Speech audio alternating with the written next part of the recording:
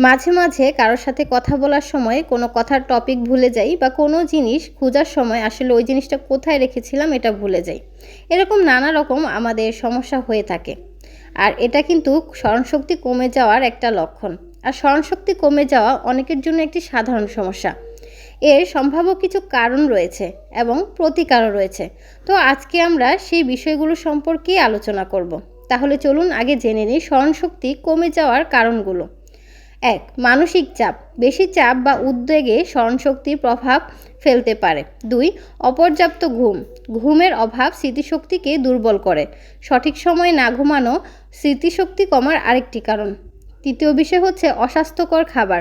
পুষ্টির অভাব বা অস্বাস্থ্যকর খাদ্য গ্রহণ স্মৃতিকে ক্ষতি করতে পারে। চতুর্থ বিষয় হচ্ছে অবশ্যই অসুস্থতা। কিছু স্বাস্থ্য সমস্যা যেমন থাইরয়েড সমস্যা বা ডিমেনশিয়া হতে পারে আপনার স্মরণশক্তি কমে যাওয়ার অন্যতম কারণ।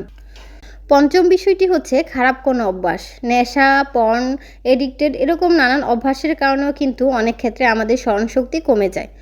তো চলুন জেনে নেওয়া যাক এর প্রতিরোধ ও প্রতিকারের কিছু উপায়।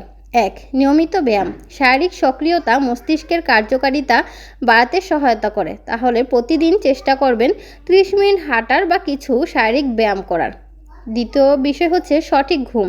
প্রতিদিন পর্যাপ্ত ও গুণগত মানের ঘুমিয়ে নিন। প্রতিদিন অন্তত 10টা বা 11টার মধ্যে ঘুমানোর চেষ্টা করুন এবং ভোরে ঘুম থেকে ওঠার চেষ্টা করুন, তবে 12টার আগে ঘুমিয়ে ফেলার চেষ্টা করুন। তৃতীয় বিষয় হচ্ছে পুষ্টিকর খাবার। ফল, সবজি, বাদাম, মাছ এরকম কিছু পুষ্টিকর খাবার গ্রহণ করুন। চতুর্থ বিষয় হচ্ছে মনে রাখার কৌশল। গুরুত্বপূর্ণ বিষয় যেগুলো ভুলে যেতে পারেন সেগুলো লিখে রাখুন বা স্মারক ব্যবহার করুন। পঞ্চম বিষয় হচ্ছে মস্তিষ্কের চর্চা। পাজল, ক্রসওয়ার্ড বা নতুন কিছু শেখা বা কিছু মেডিটেশন আছে ওগুলো চর্চা করুন, তাহলে অবশ্যই মস্তিষ্কের কার্যকারিতা বৃদ্ধি পাবে। ষষ্ঠম বিষয় হচ্ছে মানসিক চাপ কমানো। মেডিটেশন বা শ্বাস এক্সারসাইজ সাহায্য করতে পারে আপনার মানসিক চাপ কমাতে। তাছাড়া টেনশন মুক্ত থাকার চেষ্টা করুন। সপ্তম বিষয় হচ্ছে নেশা বা পর্ন জাতীয় এডিকশন থেকে দূরে থাকার চেষ্টা করুন। আর সবচেয়ে মূল কথা হচ্ছে সবসময় স্বাস্থ্যকর জীবনযাপনের চেষ্টা করুন, অবশ্যই আপনি এই সমস্যা থেকে পরিত্রাণ পাবেন।